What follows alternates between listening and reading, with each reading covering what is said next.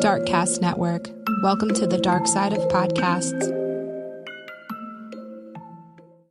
There are no happy endings in true crime.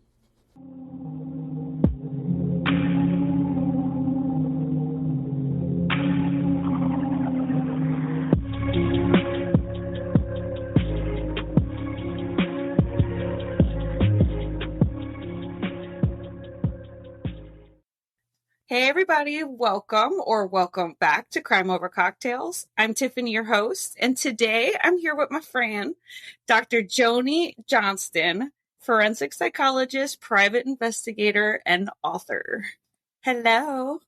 Hi, it's great to see you again, Tiffany. Yes, I'm so happy to have you on. I know that you have a lot of experience with female violent offenders.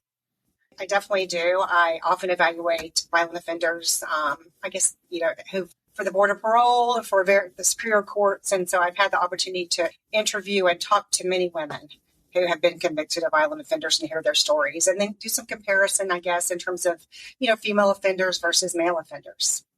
Right. And I'm sure there's a bunch. There are. I mean, of course, the reality is that, 90% of murders are committed by men. So they're certainly a minority. But in terms of the capability of women to be as violent or as premeditated or as, vicious as men, there's no question that we have that capability as women. Well, I think anyone is capable of hurting another one. It's just finding that no, so you don't do it. I would agree with that. I mean, depending upon the situation, I think of course, people think about things like if somebody's hurting your child or somebody's threatening you in self-defense. And then we have to kind of go, well, is that murder? Is it really murder if somebody's trying to hurt you and you hurt them, or somebody's hitting trying to hurt your child? But I think most of us can relate to having experienced just rage towards somebody at some point, even if for a brief amount of time. And we, of course, most of us kind of talk ourselves down or distract ourselves or realize the potential consequences involved or have a sense of this is wrong or whatever. And so we don't act on those. But you're right, there are times, and I think, we could argue that there may be extreme situations that I don't want to say they're never excusable by any means, but they're almost understandable in terms of people being able to relate to them. And I'm thinking of a case we're going to be talking about right now. Yes. Shirley Nelson is a woman who really, by all accounts, just a lovely person. I mean, one of the most striking things I think in doing some of the research on her is just how well liked she was by everybody in the community. And even after she was arrested for the attempted murder of her husband, how many people really rallied to her defense. It was pretty remarkable because it's not uncommon to hear people say, oh, I would have never thought this person would do this, or this was the nicest guy or the nicest woman. But looking back now or whatever, there's these kind of warning signs or whatever. And really, other than the month leading up to the attempted murder, nobody said that.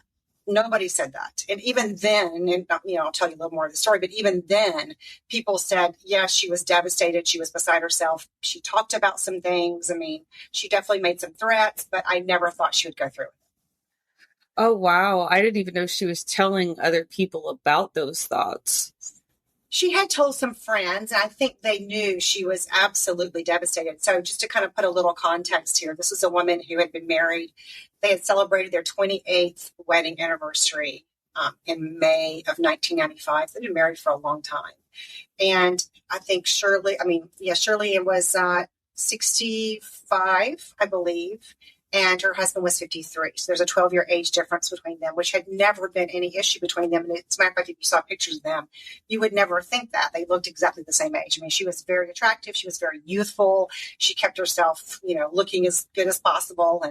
And they had also just seemed like a very lovely couple. People just really cared about them. He actually was working for Charles Schulz, who is the originator of the Peanut comic strip.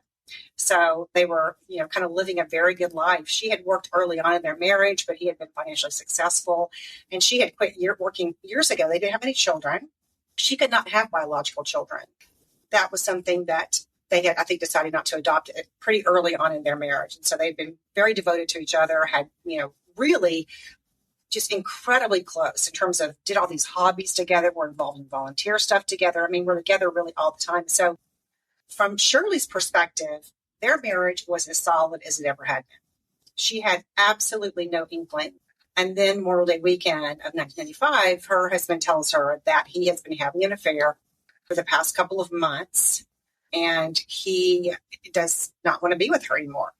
And she is just blindsided by this. And just, I think initially, because he was 53 and she had made some comments to friends that he had a really hard time turning 50, I think she chalked this up to this is a midlife crisis. This is something that's temporary. It's not something that's going to ruin our marriage or whatever. And so initially, after she got over just the devastation of the news, I think she went into, okay, I have to save this marriage. That was kind of the mindset that she was in. And so she began working out more, and she began, asking him to do more things. And he ended up moving out of the house, and she would invite him over. They would play golf together. A couple times he slept over.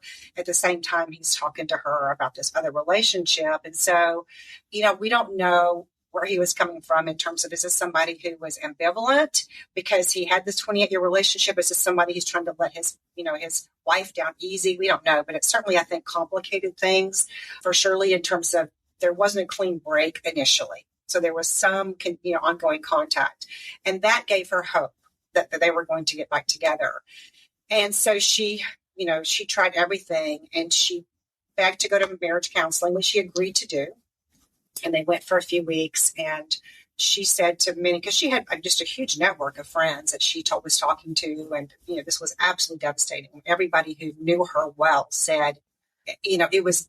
I mean, we could all remember the times our hearts were broken, and especially the first love or whatever. But people did talk about the fact that really he was her world. Ron Nelson was her world, and she was just absolutely just beyond devastated when this happened. As a matter of fact, she ended up being evaluated at one point, and the psychiatrist diagnosed her with acute stress disorder, which is something normally reserved. It's kind of the precursor to post-traumatic stress disorder. And, normally that's reserved for people who are in life-threatening car accidents, they're in war. And I think at that time, this was obviously many years ago, at that time there was more leniency on what the criteria could be. So that was part of it. I think the reason that they tightened up the criteria in subsequent, diagnostic manuals, I don't want to get too technical here, but now you really, to meet that diagnosis, you have to have literally a life-threatening condition. I mean, that's the only way you can meet that diagnosis. So there was definitely some more leeway that was allowed.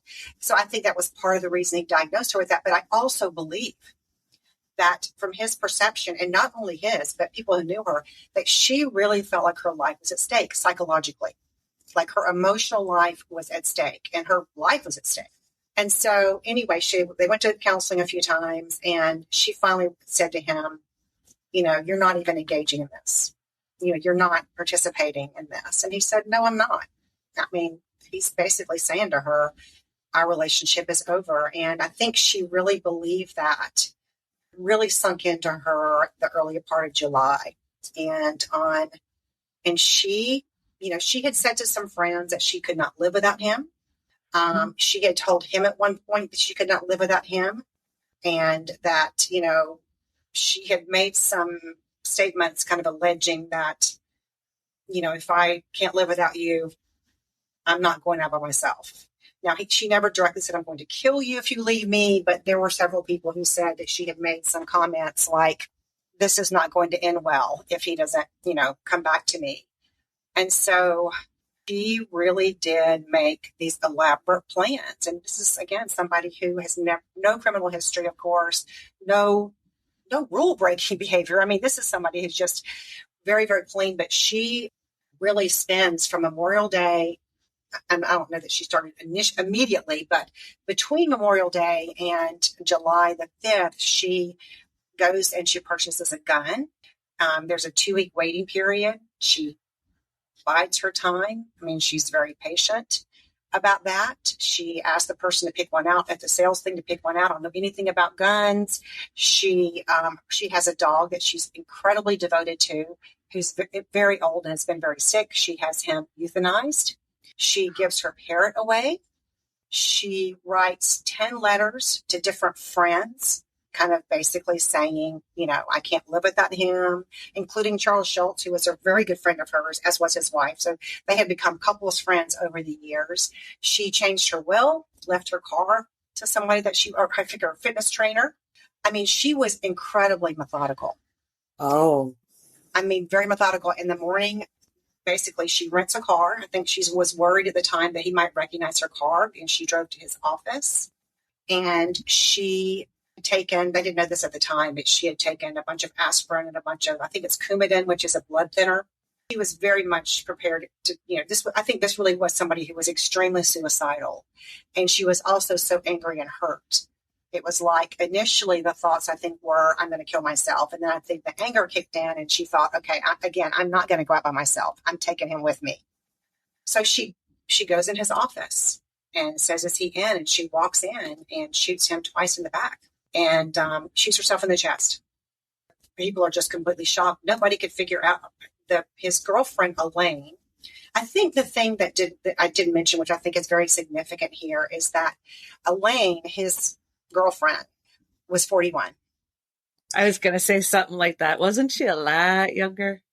And even, I think the age was hard, but I think what was the absolute hardest, and this is where I think when you talk about just this perfect storm of somebody, it was like her worst nightmare, because this is somebody that she's devoted to.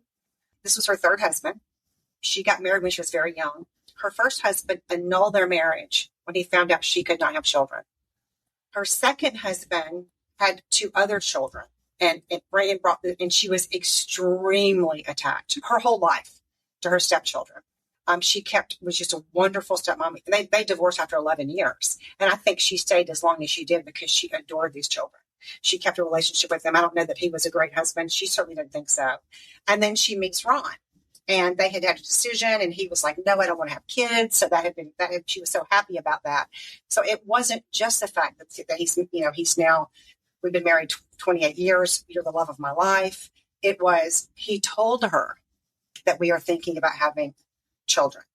And I think that was probably really that was really, I think, the thing that kind of pushed her over the edge. I could see how that would piss you off. Yeah, it was just devastating to her. I mean, I can relate to, I think most of us can relate to the grieving process that many women experience when they find out they can't have children. I think it's also important to think of the time. I mean, she and Ron got married in the 1960s. And so think of the pressure on women at that time to be mothers and, be fertile. And so think of the modeling she had growing up about what it meant to be, quote, a woman, right? So there was a lot more pressure, I'm sure, on her at that time. And so it was absolutely devastating to her. So anyway, there's not a happy ending. Of course, there never is a happy ending in true crime unless somebody is convicted. But, and even then it's not really happy. It's just justice, right? Ron does survive. He's very seriously injured. He's in the hospital. Shirley survives as well, which is a miracle because, she literally shoots him twice in the back and she literally shoots herself in the chest. She is not playing around. This is not a gesture by any means. And so they both spent time in the hospital. And I think I was telling you, what was kind of remarkable to me in doing some of the research was just seeing even after this happens, just people were on her side, basically. He was on her side. Their friends were rallied around her. Charles Schultz fired Ron Nelson a month after this happened. I don't think it was because that happened. As a matter of fact, apparently he had told him before that this relationship, because he knew what was going on, this relationship is in the office. He was her secretary. Eileen was Ron's secretary. So he's like, this is not good. This relationship is not good. You're going to either have to get a new job or or in this relationship. So it was brewing, I think, in the works because people sometimes after the fact said, how callous can you be? This person was seriously injured. And you just dumped him basically. But it was definitely more complicated than that. But he Charles Schultz paid for her bail. They all kind of rallied around her, and she spent some time in a psychiatric hospital and got some therapy, almost had her bail revoked because she found out that Ron had moved his new girlfriend into their house, and she made a comment about burning it down. And I don't think she was threatening per se, but of course that is not the kind of comment you want to make when you're out on bail, as you can imagine. I mean, that's not a good thing. But she was not. And the interesting part of it is, well, the whole thing is so tragic on so many levels, but is that she goes to trial, and she pleads not guilty by reason of insanity. The first jury is hung 9-3. The first one, I think she goes to trial and they're charging her with premeditated murder, and they almost acquit her. 9 jurors want to acquit her and 3 want to convict. And so she's getting ready to go to another trial, and they end up offering her an unbelievable deal. She ended up getting 1 year in jail, 5,000 hours of community service, and 3 years of probation. Wow. So, I think they were aware that, that she was very sympathetic to the jurors, and there's absolutely no excuse for shooting somebody. I mean, I don't care how devastated you are, there's not. But she did have a very sympathetic, a group of friends, and obviously she was seen, but, the prosecutors knew that she is just an extremely, sympathetic person. And, especially the contrast. I mean, that's one thing. I've read some interviews with the prosecutors. It said that, one of our biggest challenges is this was a person that everybody loved. She was a very giving person, a very generous person, didn't have an enemy in the world. This was so out of character for her. And the other thing was people talked about just the extent of mental health symptoms she was exhibiting at that time. She couldn't sleep by herself. She had her housekeeper move into the house with her. Her anxiety was through the roof. I mean, she wasn't making sense half the time. I mean, she was exhibiting a significant number of mental health symptoms. And, what's interesting about that, Tiffany, I know some of the things that you're doing is that when we think about it, there's kind of a paradox here, isn't there? Yes. So there's this premeditation that is very clear. I mean, she makes no bones about that. And at the same time, she is exhibiting such mental health symptoms. I think what it became is because she ended up pleading guilty and then getting the sentence is I think they used all of the factors and all of her mental health symptoms as a mitigator to say, yes, she did do this, but we're going to use that as a mitigator in the sentencing part of that. And so she did her time. She reverted back to her maiden name once she finished with everything. And she died in 2008. What did she pass away from? Colon cancer. Yeah, I think she was 78, and she had a relatively short illness, at least a short diagnostic period. I think found she had colon cancer and then died a couple of months later. So I don't know, too much about Ron Nelson and how his life. I did hear, I'm not sure. I can't confirm this though. I could be misremembering. I think I heard that he did marry his girlfriend, but I can't say that 100%. I'd have to go back and really look that up. She was just, like I said, I mean, even after, she kind of came to and she was in the hospital and people were saying that what she was most devastated about was, number one, that she didn't kill herself. She was absolutely devastated about that. And there was a lot of concern about if she was released, that she might kill herself. And of course, some people worried that she might try to kill Ron again, although I don't think she at that point was going to do that. But the other thing is just how much she kept talking about how now I'll never get him back. It's like she was still delusional.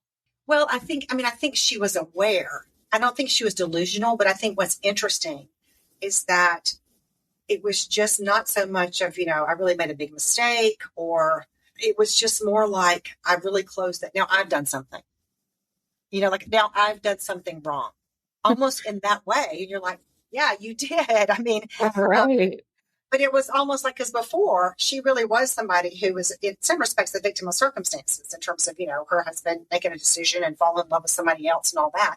But it really was, it seemed like she was kind of, more hung up on that now I've done something. And there's no way he's ever going to come back to me. And of course, that was an understatement. I mean, he had already ended that relationship. And so it was kind of an interesting in a unusual case in a respect. I mean, not in terms of, unfortunately, spouses killing each other, because I don't know what percentage of true crime cases we all cover have some theme along those lines, but certainly in terms of just some of the dynamics and just some of it being an older case was kind of interesting because you get a sense of how things were back then. And it was really, like all true crime cases, it was a tragic, very tragic case.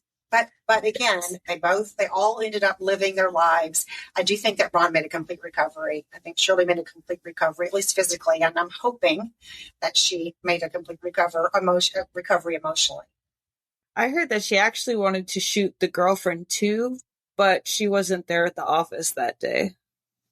I have heard different accounts of that. Now, I don't know for sure. What I have heard, because that was a big question, I have heard that she was, in fact, there at the office and that she didn't know which one was her. I also heard that in her mind, even though she was, and later on, she blamed the girlfriend 100% for everything. But in her mind at that point, I think, even though she was extremely angry at Eileen and, was saying all kinds of bad things about her to her friends and was saying, oh, my guy friends are saying that she came on to me before she came on to Ron, and she's going through divorce. She goes from one man to the next. I don't know if there's any truth to that. It's irrelevant really in terms of the actual case. But she actually wrote one of the 10 letters that she wrote was to Eileen. So I don't think she ever really planned to kill her. And I don't know why that is, unless she felt like, even though that this person was trying to, quote, seduce her husband, that her husband was the one that she wanted to be with. And this was some kind of way of reuniting them. And he was the one, I think, who broke the sacred bond between the two of them. But the fact that she did write him a letter as one of those 10 letters does kind of make me think that on some level, she didn't plan to kill her. So I don't know for a fact that she was not there. I don't know for a fact that, that she didn't recognize her, because I know she had met her or seen her at that point. So yeah, that'll always be kind of a mystery. But I think in a way she was kind of thinking, if I'm going to take Ron with me, I'm going to have him and I'm going to leave you with nothing. Right. That would make more sense to write a letter and being like, you had your chance, you lost it.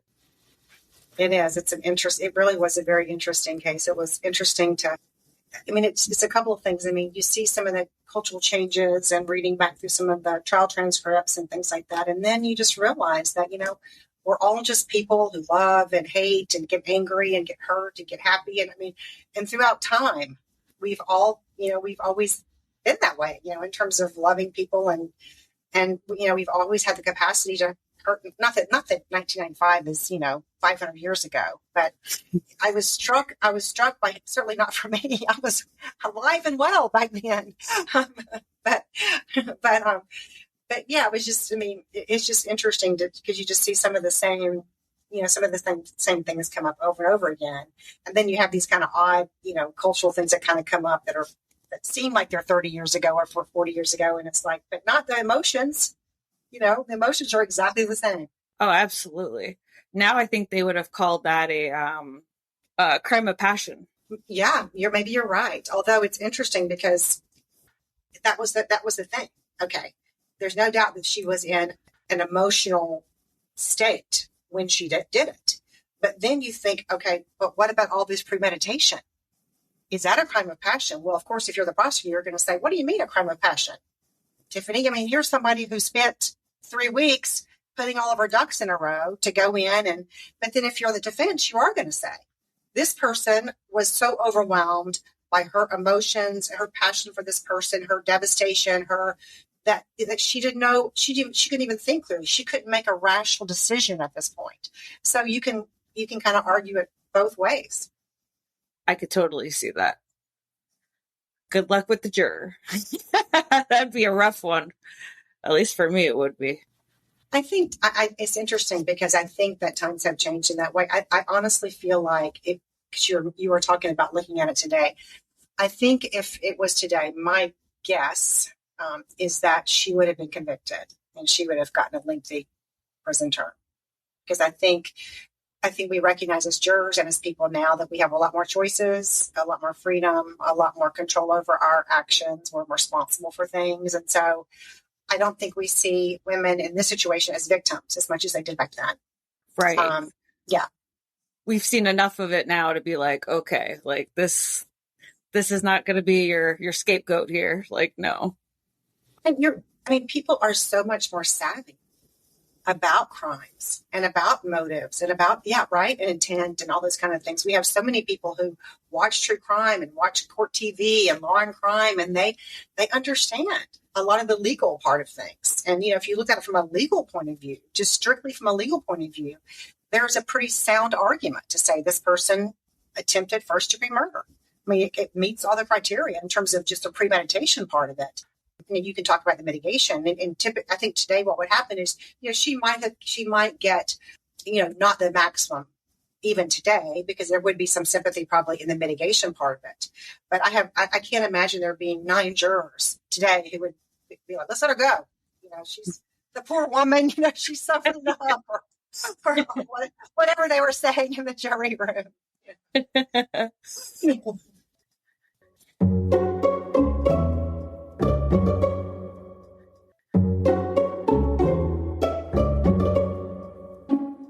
Is Mothman really a supernatural force predicting impending doom? Did Apollo 11 really land on the moon? Did you find out if that was a cult living just 2 doors down that you waved to every single day when you got your mail? If these are things that you pondered when you should be sleeping, then I would like to welcome you to Creepy Confidential. I'm your host, Noelle, your resident weirdo Wisconsinite.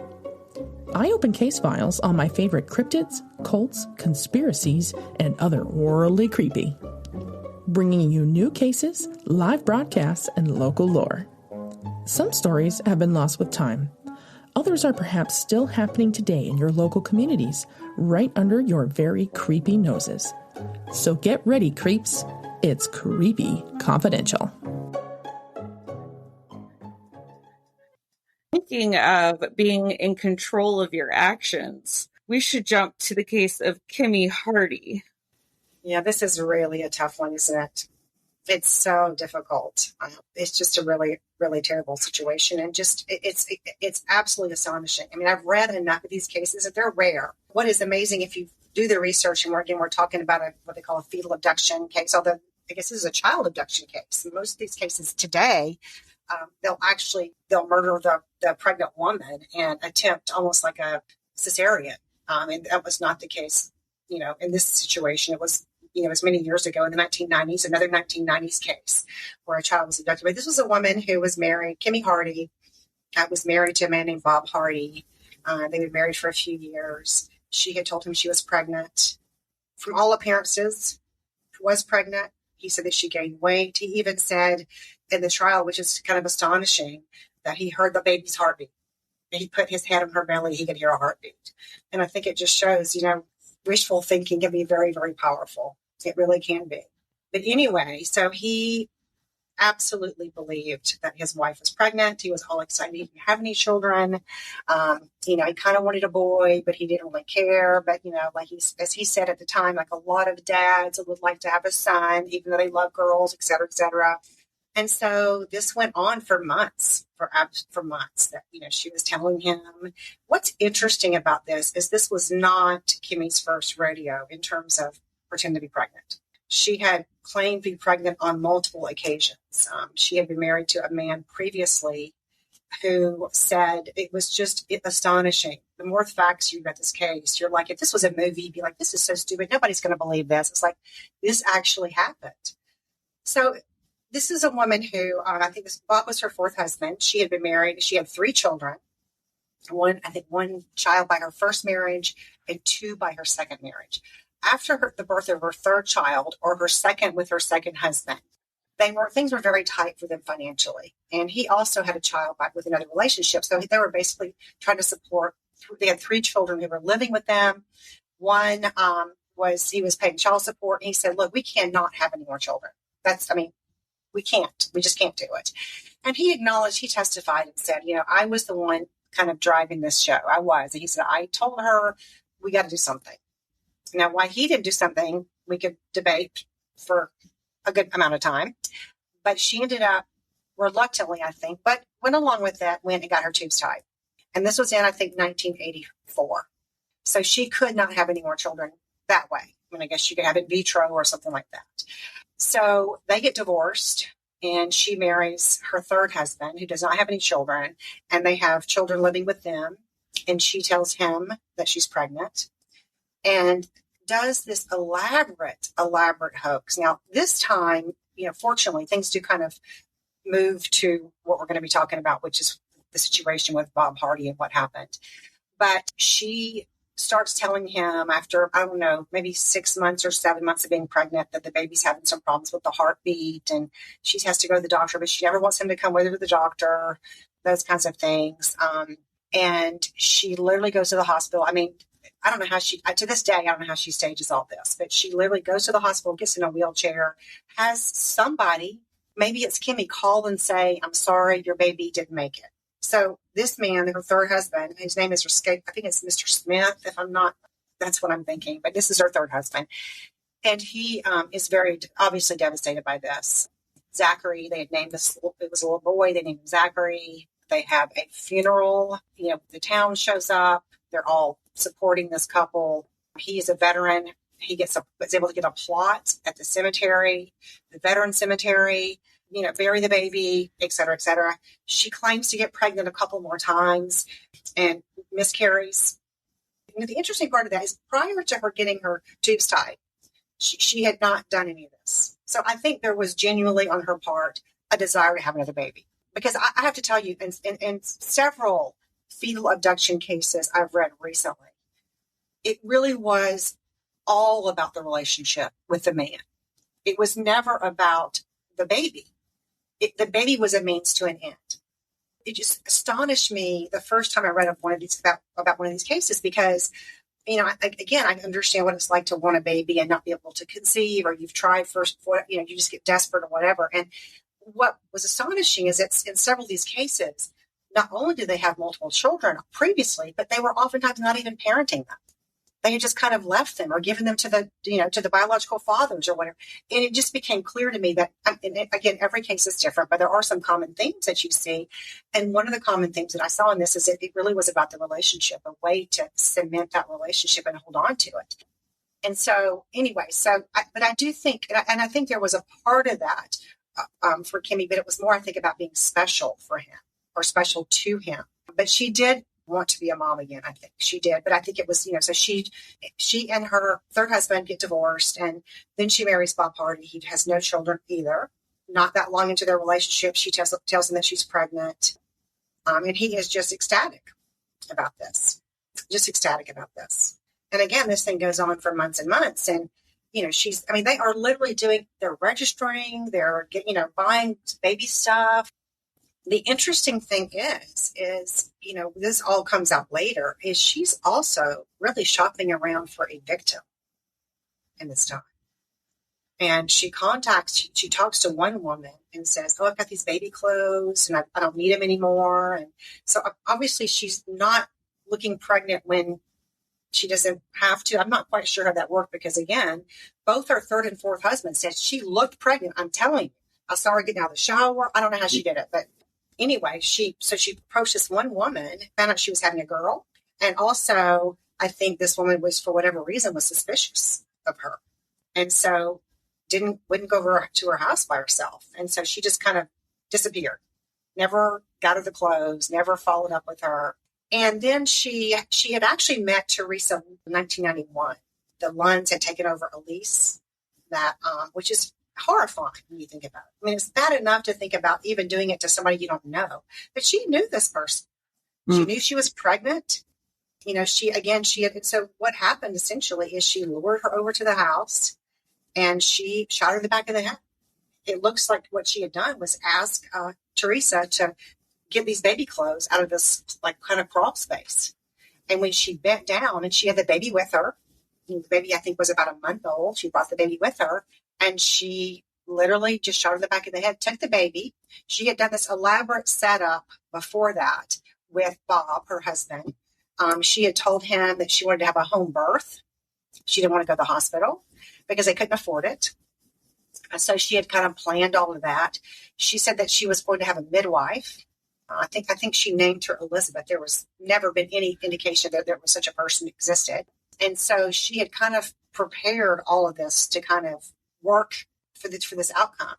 So the day that this happened, she drove Bob to work. Teresa comes over. She murders Teresa. She takes the baby.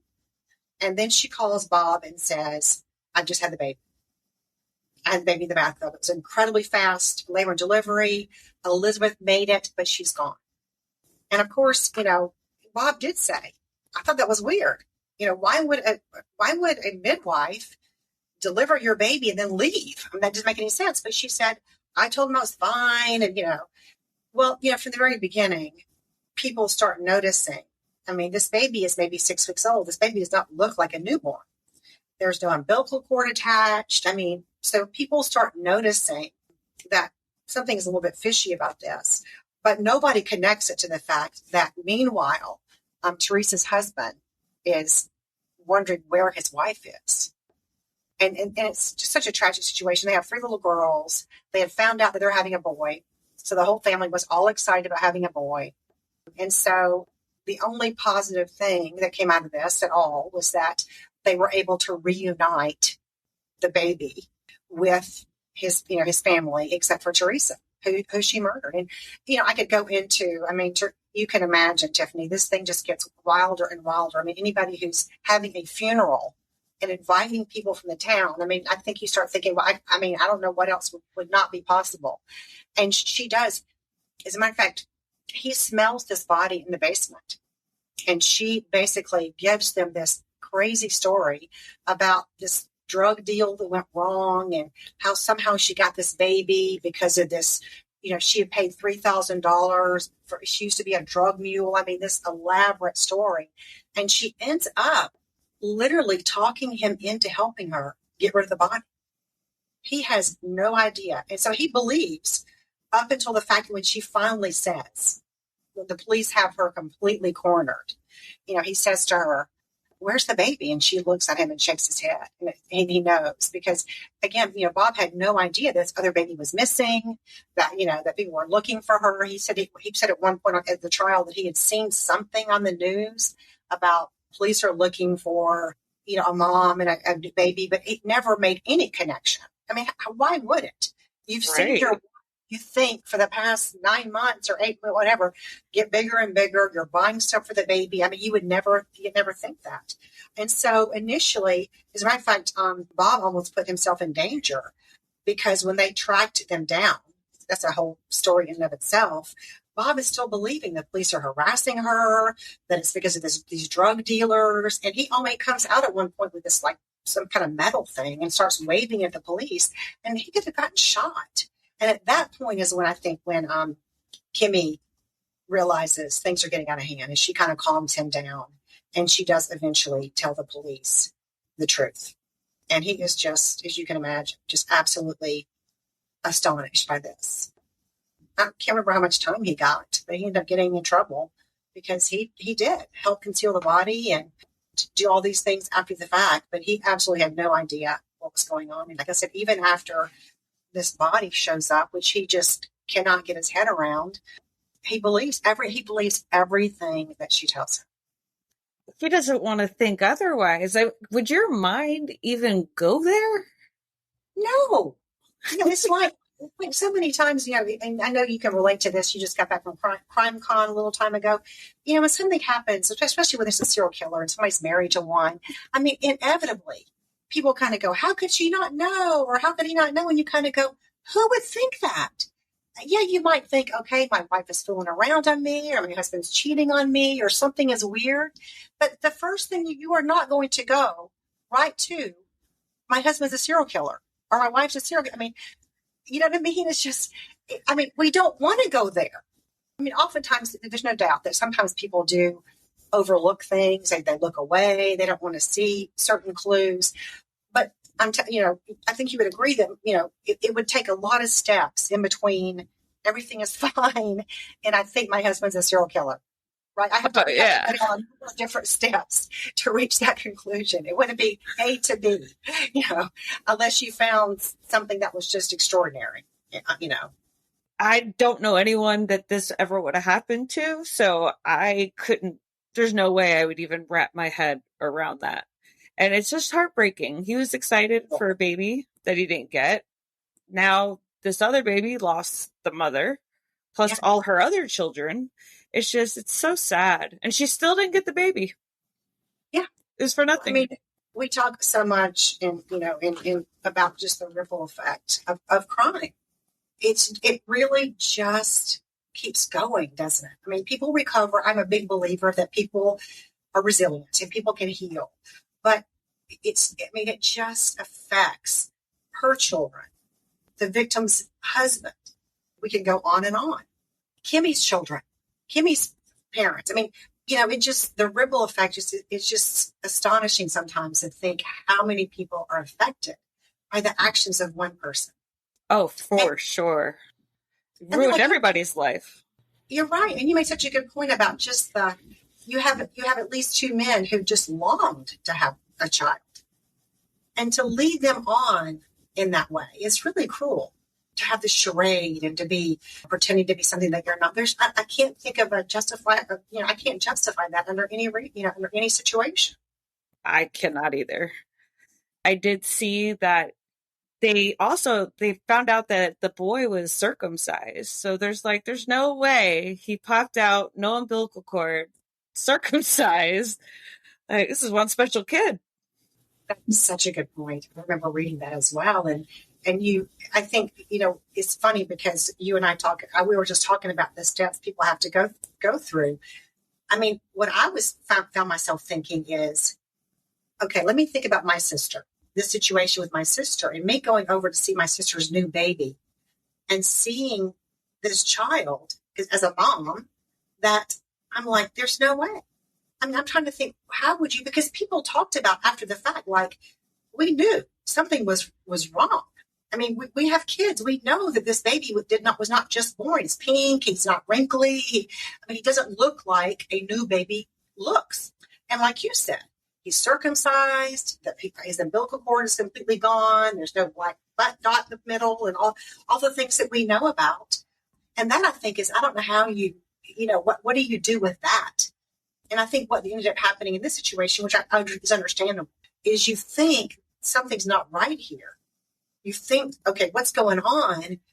But are you really going? How much are you going to investigate? Are you going to say to your sister, this isn't a newborn? Or are you going to say it once? And she said, yes, it is. Or, why are you being so whatever?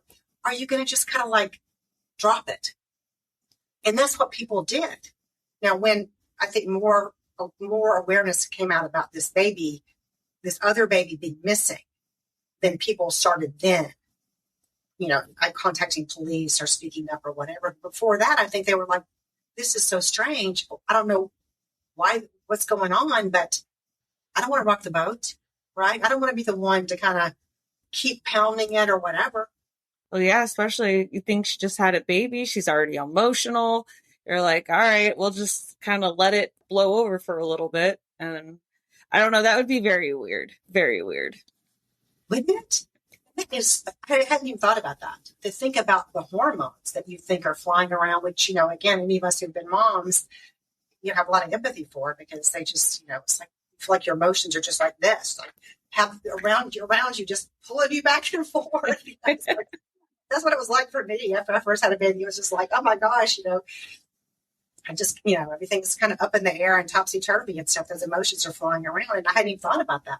You would be sensitive to that. This person just went through a physical ordeal as well. And just the hormones, all that would just add to it. Oh, for sure. I just can't believe that when they checked on baby Zachary, they found a teddy bear and bubble wrap. She buried nothing. I can't believe I didn't even mention that, because that you just dropped the other shoe, Tiffany. That is such a key point of the story. It really is. I mean, you're absolutely right that they literally dug up that coffin or casket and open it up. You're right. And it's so sad when you think about it. There's a teddy bear that her third husband had bought, for the new baby. And that's it. And the bubble wrap. Like you said, there's nothing else in there. That just would have been, I can't even imagine. You must feel like you're in the Twilight Zone or something. I mean, that would just be so bizarre. I would have the hardest time trusting anyone ever again. I think you're right. And you know what? Also, I'm thinking, okay, if I am either one of these husbands, not only would I wonder if I could trust another man again, but I would also, wonder if I could trust myself. Because both of them talked about, physically. I mean, I don't think there was any evidence, and tell me if you've read otherwise, that she, used any kind of apparatus because they both talked about having seen her naked and so I don't know. I mean, I don't know how you could gain. I mean, obviously people can eat a lot and gain weight, but you don't gain it like you do when you're pregnant, all in your stomach. And just to think that, how would you even trust yourself? Or like the guy who says, I could swear I put my head on her tummy and heard the heartbeat. I think it would just be so challenging to wrap your head around about trusting other people and yourself and your own intuitions and all that. Oh, for sure. Because you're like, if that was total, like there was nothing there to make you think otherwise. Everything was pointing in the right directions. So if you can't even beat yourself up about it, there was nothing to beat yourself up about. So it makes it scary, because if you couldn't see anything with this one, who's got something else up their sleeve? And you're absolutely right. I love the fact that you're emphasizing that nobody's to blame except for Kimmi Hardy in the situation. I mean, we want to trust people. We want to be trustworthy. Because somebody is manipulating somebody else or taking advantage of them or lying to them is never the fault or the responsibility of the person who's being lied to or manipulated. Right. He was just another victim. Yeah, absolutely. He was absolutely another victim. And just, and I'm sure it took him some time, both of the men, but especially I think the last one, because, he ends up getting in legal trouble. And again, going through this whole alleged pregnancy and, thinking that he's literally coming home from work to hold his newborn son, comes home and all this stuff, keeps happening. Yeah, that would be like the worst. Like, that's not how you want to welcome a baby at all. Almost immediately, you got the cops banging on your door, wanting to see him, take footprints, and it's too much. It's so interesting to me sometimes how so often when people plan a crime, they'll plan it out so methodically and so, and yet they have no plan for after. Like they don't think about what after the fact. It's like, that's just kind of interesting to me. I mean, because you and I can sit here and kind of go, what did she think was going to happen next? I mean, did she think that, that Teresa's husband was just going to be like, oh, well, she's gone, and so is my son, so we'll just continue on our lives? I mean, there's no way that she wasn't going to get caught, and yet I don't think that Teresa was in any way going down that path. It was just thinking about right this minute, I'm solving this problem right now, and somehow I'll figure it out after the fact. That's what we call a disorganized criminal. Yeah. Well, yeah. I mean, it is interesting, isn't it? That, especially the after the fact part of it. But, how many times do we see, husbands or wives who taken all this time and planning and they murder their spouse, and then they move their girlfriend or boyfriend in their house 2 weeks after the person died. They change everything. They throw all the other person's clothes away. I mean, they do the most suspicious things in the universe and somehow think they're now invisible. I mean, it's just the same thing. It's like, but I see that over, and I don't know if it's so much energy goes into the planning of the actual murder, or if the person thinks because they aren't arrested immediately, they think I've gotten away with it. I don't know what thinking. I'd like to know what thinking, because I often do interview offenders who've been convicted of violent offenses, but it's years later, and oftentimes they've gotten caught relatively quickly. So I'm not able to talk with them about what were you thinking in the 6 months between what you did and when you were arrested or convicted? I'd be interested in knowing that. Me too. I would love to pick their brain. There was one lady I saw. She killed her husband, put him in a Tupperware, kept him for like years. I want to say 7 to 10 years. She moved him to the new house. What are you thinking? You had so many opportunities to get rid of the evidence, but you kept him the whole time.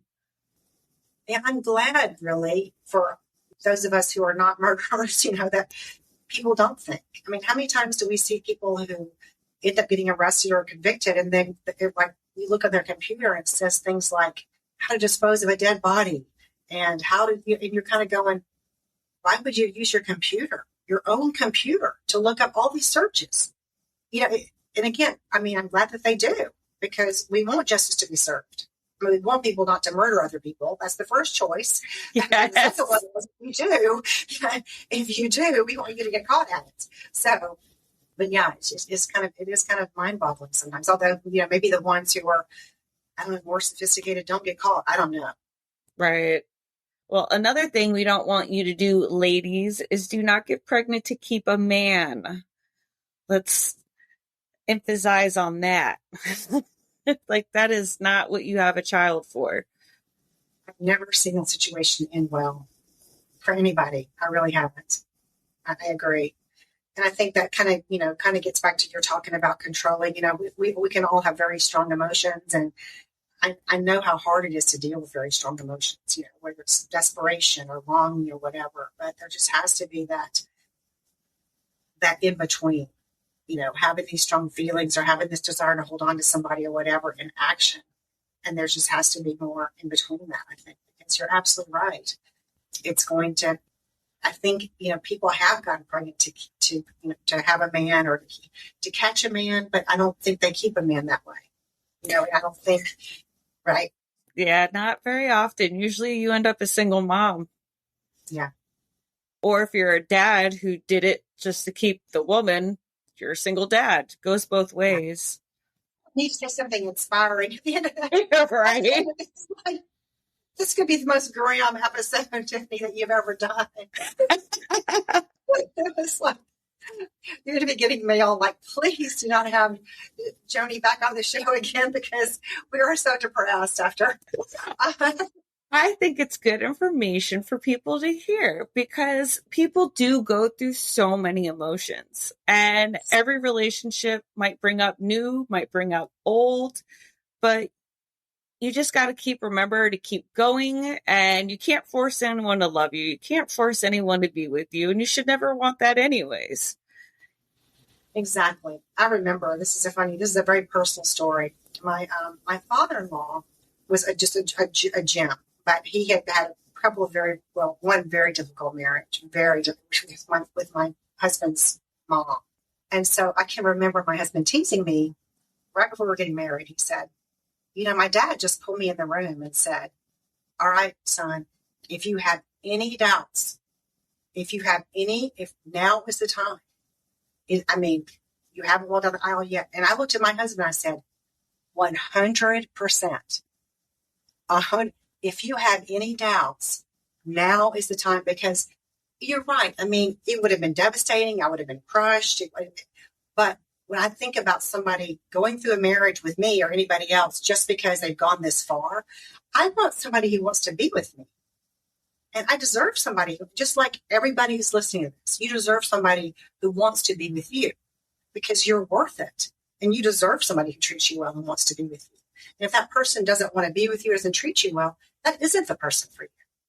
Absolutely. Don't settle or force it. You cannot force a connection. Doesn't work. No, it does not work. It doesn't. And, and I think that starts with what you're saying. It starts with valuing ourselves. Valuing ourselves. Because if we really value ourselves, nurture ourselves, take care of ourselves, we're kind of given that message over and over again. I am worth it. Look, I'm taking care of myself. I'm caring about myself. I'm treating myself with respect. If I'm treating myself that way, then I should expect that from people in my life. And I also want to treat them the same way. It is a two-way street, but it should never be a one-way street. Right. Because it's never going to turn into a two-way. If it goes a one way, it's going to stay that way. Yeah, that absolutely. So I don't know that that's inspiring, but I do hope that that is a powerful message, because I do think, I do meet women sometimes, and men as well.